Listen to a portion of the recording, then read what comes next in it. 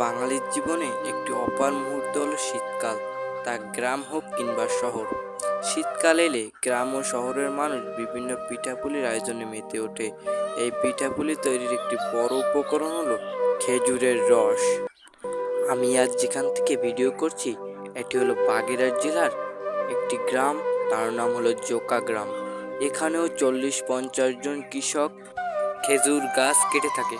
তারা প্রতিদিন সকালবেলা একটি ঠিলা নিয়ে গাছের খেজুরের রস পেড়ে থাকে। অনেক কৃষক আবার খেজুরের রস জাল দিয়ে গুড় বানিয়ে তারপরে বাজারে বিক্রি করে। আবার অনেকেই আছেন যারা খালি রস ও বিক্রি করে। আমার সবথেকে ভালো লাগে গাছের রস নামানো দেখতে এবং ভোরবেলা কিচিমিচি পাখির ডাক শুনতে। পাশে অনেকেই খেজুর গাছ কেটে থাকে, তারা এখন পর্যন্ত খেজুরের রস নামাতে আসেনি।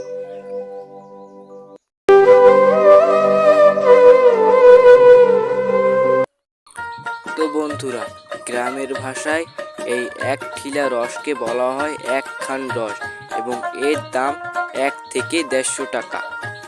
তো বন্ধুরা, ভিডিওটি কেমন হয়েছে অবশ্যই কমেন্ট বক্সে জানাবেন এবং চ্যানেলে নতুন হলে অবশ্যই চ্যানেলটিকে সাবস্ক্রাইব করে রাখবেন।